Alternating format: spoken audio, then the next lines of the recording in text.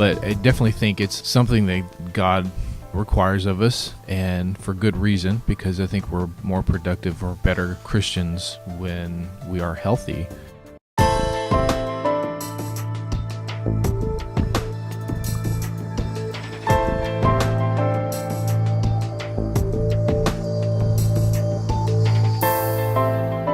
You were created to live passionate, intimately connected, committed relationships.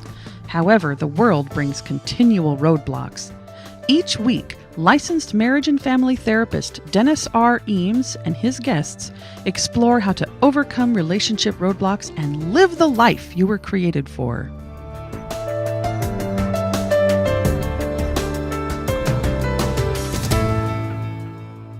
Welcome to Live the Life. I'm Dennis R. Eames. My guest this week is Dr. Ashley May. Dr. May uses natural medicine to help people live the life they were created for. Today, we'll be talking about health from a biblical perspective. Welcome to Live the Life, Dr. May. Thanks, Dennis. Pleasure to be here. Thanks for having me. So, to begin with, health and healthy living are kind of a passion for you, not only in your professional life as a naturopathic doctor, but also in your personal life. Tell me why healthy living and healthy lifestyle is so important to you. Well, I've always sort of been in health and fitness and seen the benefit of that and the benefit of or the difference when you're not healthy and how you feel. But I definitely think it's something that God requires of us, and for good reason, because I think we're more productive or we're better Christians when we are healthy. So in that respect, it just makes us better people. And I think there's definitely some evidence in the Bible that God has placed there to show us that it's not necessarily as important as our spiritual health, but it is definitely something that we need to address. Okay. Give me a couple of examples of what you're referring to as the biblical kind of precedent or basis for attending to our physical health. Well, it starts like early on in the Old Testament with the Law of Moses and some of the things that are placed there to help protect the Israelites from disease, just to keep them healthy and be an example to all the other types of people in the world. And I think that's a perfect example of how we should be in our world today as well. Definitely, applicable, because people can see that we take care of our bodies and that our bodies are a temple and that we treat it that way, and then that in turn allows us to be concentrating more on our spiritual life and our connection with Christ and God. Okay. As I read through the Old Testament law and stuff, kind of what sticks out to me is how God intended for his people to be visibly different than the rest of the world around them. It looks like you see more than just that kind of cultural set apart distinction as you read through the Old Testament. I do. I think there are a lot of examples of not only the cultural distinction, but just examples of just how to live healthy. Give us a couple of examples. Okay. So a couple of things. Let's start like within Leviticus, where Moses is talking about clean and unclean animals, and what to eat, what not to eat. And although this may not be such a big factor now with our changes in hygiene and things, but a lot of the unclean animals then were unclean for a reason. They carried disease more frequently, like say pigs or pork, and things like bottom feeders as far as types of fish and oysters and things that are more filters that filtrate water or whatnot and concentrate toxins. So if those aren't processed properly when they're before they're being served to eat, then they can definitely transmit disease, and they didn't have the cooking techniques we have today, and so it was a big deal back then, especially.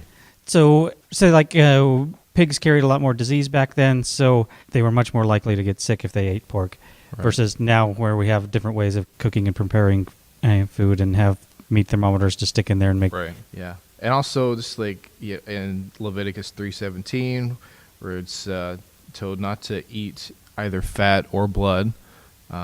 Yeah, and we know today that animal fat, is not as healthy for you as other types of fat. It can increase your risk of heart disease. Blood, we can't actually, if you just drink straight blood, we can't process that. We're incapable of doing that, and it'll make you sick. So those are two examples right there. Also interesting, like the Bible was just far beyond its years. It wasn't until like the 1800s when an Austrian doctor decided to start washing their hands in between patients, where it had been the role up to that point that a physician may go in and do an autopsy and then go deliver a baby, and the incidence of what they called childbirth fever, which was pretty much sepsis, was skyrocketing. And so he and his proteges began to start washing their hands, before and after each encounter with a patient. And their incidence of childbirth fever for their patients went dramatically down. Nonetheless, though, he was ostracized majorly because, who thought that this would be that big a deal? And we didn't have microscopes at the time, so we had no idea about particular bacteria and viruses and how they're transmitted. And he was ostracized even, through death. And it wasn't until after his death that people actually found out, wow, there is something to this. But that was already there in the Bible. God talks about that a lot, about, if you touch the dead, or if your garment touches the dead, you should wash your hands or take a bath and burn your clothes. Or even if a piece of pottery comes into contact, you should break the pottery. And just little things like that, and where to bury, the dead. Just like with the bubonic plague, that was rampant in England and all over Europe, because people were just throwing their dead into the streets, or sewage into the streets, and it's very unsanitary, and that's their main way of transmitting disease. And in the Bible, it told you not to do that. It told you exactly where to lay your feces, where to dig a hole and put it there, or bury your dead outside of town, and that sort of thing. So wow, interesting. A different look at the Old Testament than what I have read in the past. So give me another example. Here's a popular one. The Bible warns us of the misuse of alcohol. But Paul actually tells us in 1 Timothy that it's used it has some medicinal value as well for an upset stomach. In small amounts, it can definitely actually be medicinally beneficial. We know that people who drink around 4 ounces or so, at least every other day, have a decreased risk for heart disease in comparison to alcoholics and those who don't drink at all. So there is some benefit, I think. Okay. I have a couple other points or some examples here I think that I'm kind of excited about, because I have kids, and they're boys, and so reading about circumcision in the Bible and when to do that was very interesting. When I was in medical school, I learned this, and I thought, well, yeah, that's when you're supposed to circumcise a kid after the 8th day. And I didn't realize exactly why until I was in medical school and learned that those clotting factors don't kick in until the 8th day. So circumcising your kid before that leads them, at risk for bleeding too much. Well, you mean the Creator knew how he created us and gave instructions on how to do things according to that. So. Yeah, that was pretty cool. It was one of those aha moments in school that, wow. This just, again, reaffirms my belief in the Bible and how it's infallible, and that they're not just, good things in there to help my spiritual walk, but also my physical walk as well. So I know that the Old Testament law has a lot to say about women and childbirth and their period. Mm-hmm. Put that into a medical context for us. Okay. Yeah, that part's really interesting too. So at the birth of a male child, a woman was considered unclean for 7 days and continued in that state of what they call purification for 33 days. Following the birth of a female child, the mother was considered unclean for 14 days and her purification period was 66 days. This is in Leviticus 12, I think. It was not until the mid 1800s when this Austrian doctor I talked about earlier in childbirth, washing his hands and how that prevented this fever and things, that we started to understand more about this passage and what it really meant. During this purification process, nobody could touch her, and if they did, they had to clean their hands and everything. And that ends up being really significant because, one, it cuts down on the amount of people that are coming into contact with the woman who's just given birth. And so her risk of disease goes down. Also, the risk of transmitting that disease goes down dramatically. And it's interesting the difference between the time periods for the male and the female. You may just kind of glance at this at first glance and think that there's some type of chauvinistic bias there or whatever, but that's not the case at all.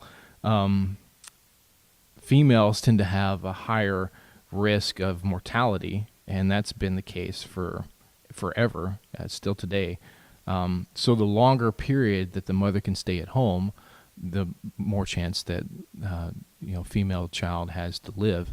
Also, breastfeeding, the woman wasn't required to go to the temple, wasn't required to travel or do anything. So she was actually able to just be there with her child alone and have a bonding time, and then be able to recover from childbirth without any major disruption.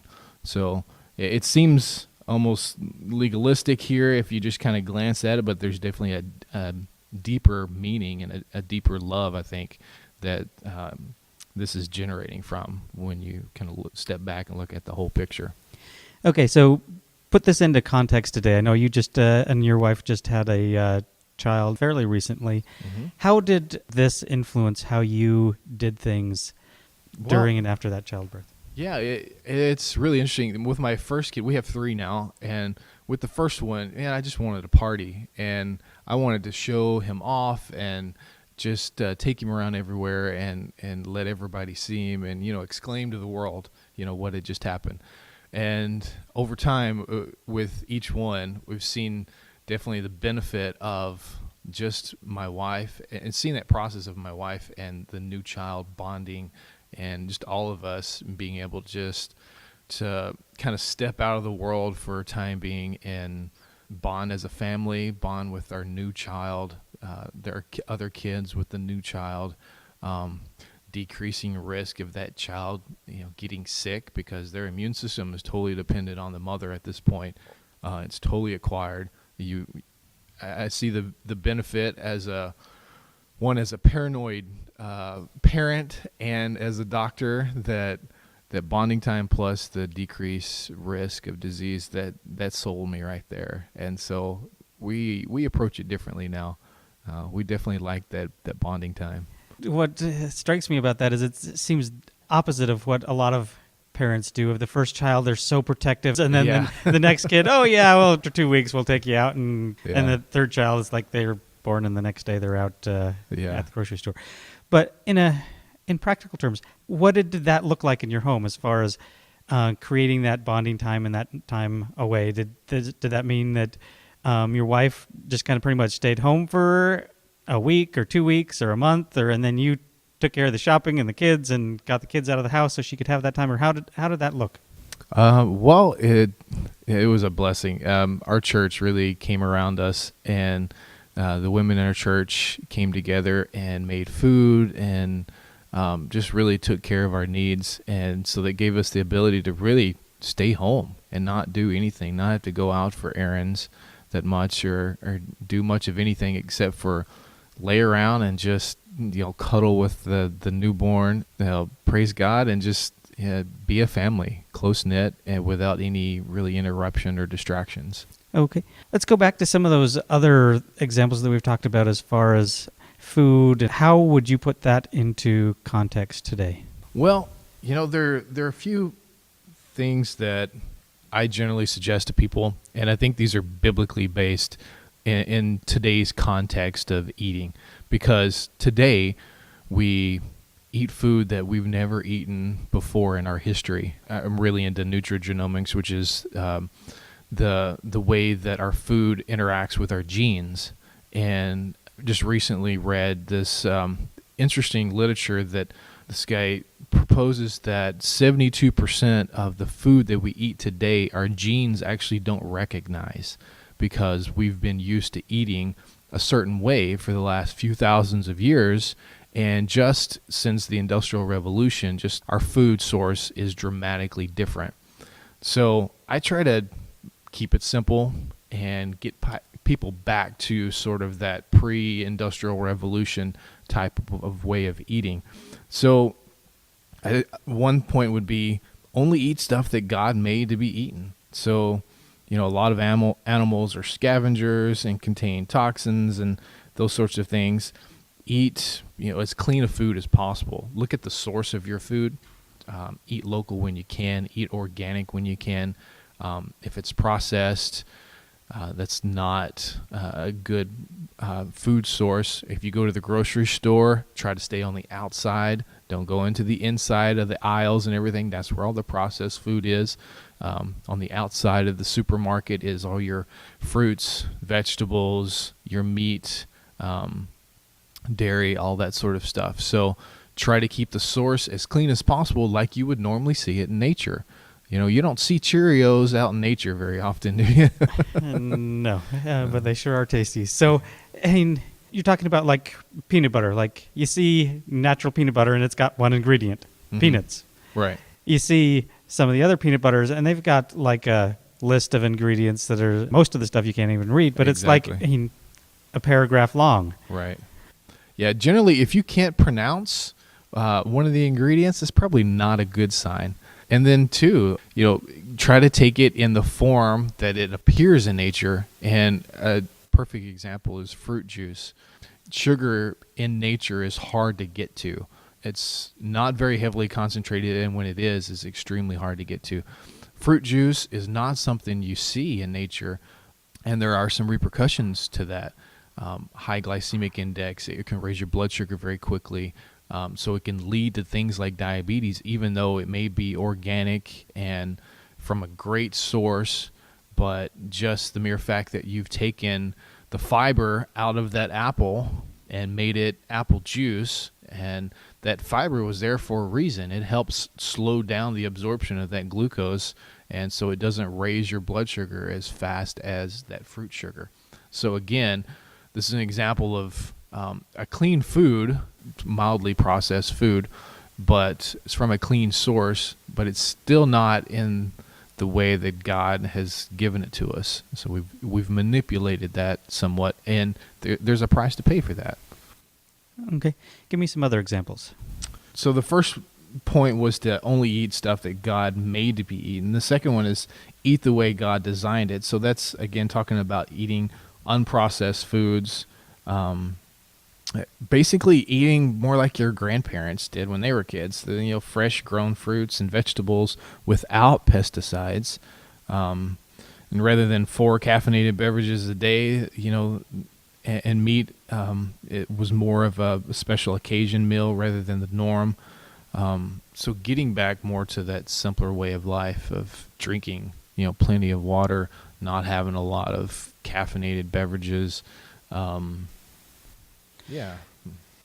So take a look at it a little bit more. So caffeinated beverages, and not getting up in the morning and starting your day with a morning cup of coffee or a morning Jolt or a Rockstar, and then continuing that supply of caffeine throughout the day. What effect does that have on the body to just have that constant flow of caffeine into our system? Well, that's definitely a big subject here in Fairbanks and a lot in the Pacific Northwest. But so it does have definitely some ramifications. Our dependency on caffeine to sort of energize our life makes us, one, dependent upon what that caffeine does to our bodies, in that it helps release catecholamines, which is like adrenaline, to give us that energy boost. But when you take that away, people crash. It also causes our blood sugars to elevate slightly, which if throughout the day you're getting this flux and drop in blood sugar that causes your body to hold on to fat more, produces more cortisol at certain times of the day, your stress hormone, and you retain that fat. You hold on to that fat. And so some people think that drinking a lot of caffeine is going to make them lose weight, but in a sense, it dysregulates your blood sugar. It causes you to actually eat more calories or more calorie-dense foods, and then makes you it prevents you from burning that fat that you need to burn to have those calories. So also it leaches calcium from your bones and your teeth especially. So especially people who drink caffeine throughout the day, it's even worse because it maintains an acidic environment in your mouth, and that creates tooth decay as well as systemically in your bones. So especially women who drink a lot of caffeine have higher incidence of osteoporosis. And then you throw in the lattes, add all of the Right, the saturated fat and everything, and the sugar, and yep, on top of that. So yeah, and it becomes a huge barrier to losing weight if that's what you're trying to do, and just overall health. More than a couple cups of coffee can increase your blood pressure. If you're drinking a lot of lattes and the saturated fat and sugars and everything, your cholesterol goes up, and then you're creating the sort of perfect storm for heart disease. And you need a few things to create that perfect storm. High blood sugar can do that, damages your blood vessels. High cholesterol, that's what you use to form the plaque to harden your arteries. High blood pressure, which the caffeine can contribute to that. And then inflammation, which caffeine can contribute to that too if you're drinking a lot of it. And so all those together creates this perfect storm of damage to the blood vessels, the cholesterol being laid down and oxidized to create plaque in the blood vessel. And that over time just narrows that blood vessel and restricts blood flow to whatever's downstream to that. And it usually happens first in the heart, in the eyes as well. But and there you go. You have heart disease. The other bad part about caffeine is it can ruin your adrenal glands, which are the glands that produce cortisol, your stress hormone, and catecholamines like adrenaline, those sorts of things. So if you're always stimulating that with caffeine to energize yourself or give yourself energy, you're going to wear it out. And it's similar to a muscle. If you keep contracting and using that muscle over and over, before long it's going to get fatigued, and then that's kind of what we call it adrenal fatigue or adrenal exhaustion, and that's really prevalent in our society today. Is that kind of like just the pump is worn out, or that the pump just isn't finding the raw materials to exactly finding the raw materials, because our diet today is not like it used to be. So the amount of nutrients, minerals, and vitamins that we are used to taking in our diet has diminished, even though our food source has become sort of quote-unquote better, and we found a better way of processing foods, but the quality of the foods have diminished. So those raw materials that our body needs to make that adrenaline and to make that cortisol has diminished. Things like magnesium and vitamin C and B vitamins, those are the things that are diminished in our food source today. Even in organic, although organic foods have a much higher amount of these particular nutrients and vitamins, that organic food source has diminished somewhat than it was 2 decades ago because of the way that we farm. Okay. So what other principles for healthy living do you draw from the Old Testament? Well, just an overall sense of just treating my body like it's God's body. It's not mine.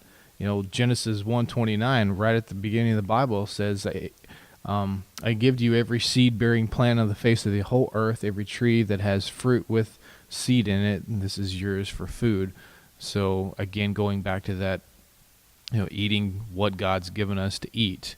And then Psalms 103, bless the Lord, O my soul, and forget not all the benefits, who forgiveth all thine iniquities, who healeth all thy diseases. So again, knowing who does heal, and not depending purely on food and ourselves to keep ourselves healthy, but knowing who is the great physician and taking care of your body. This is, I kind of see it as this body is mine on loan for the time I'm here on earth. It's something I need to take care of and be a steward of, just like the earth is. We're stewards of the earth, and we need to take care of it as well as God has commanded us to. We're also commanded to take care of our bodies and treat it like a temple. And the things that we do to it today, I don't think correlates with that. We're bombarded every day with just free radicals and things that damage our bodies, and the foods we eat, the lack of exercise we get, and the amount of stress that we place on ourselves. And that all comes back to just treating your body like you're supposed to, like God's commanded us to. Okay. Well, thank you very much, Dr. May. I'm wondering, and we're just about out of time, but if you could tell me a little bit about kind of what you do as a naturopathic doctor and how that fits into what we've been talking about. Okay.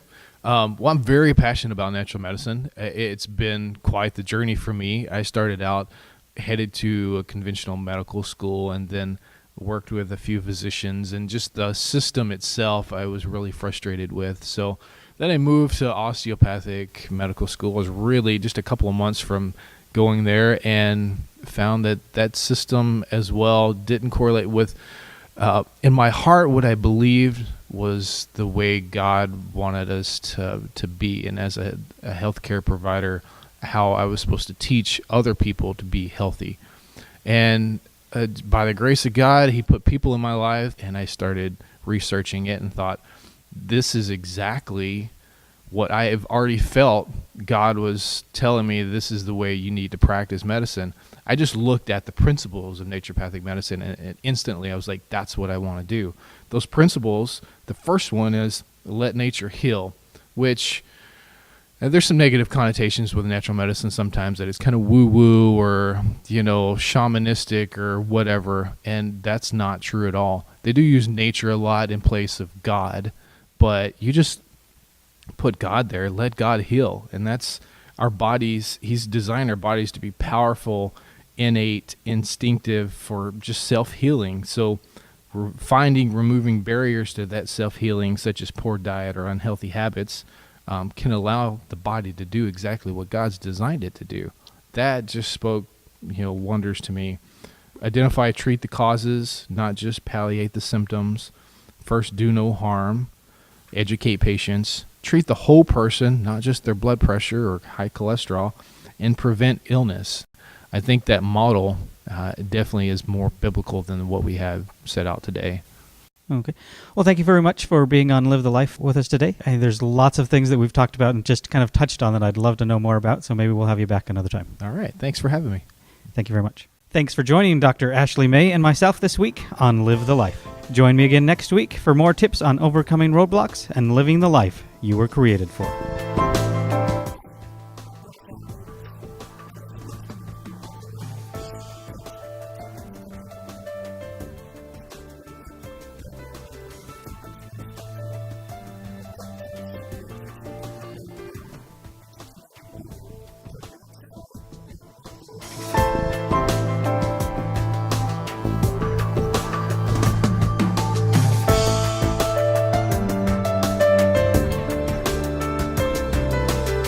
To learn more about living the life you were created for, you may contact Dennis R. Eames at Alaska Center for Natural Medicine. Call 452-3600 or on the web at alaskacenterfornaturalmedicine.com. You may also find Live the Life on the web at livethelifealaska.wordpress.com.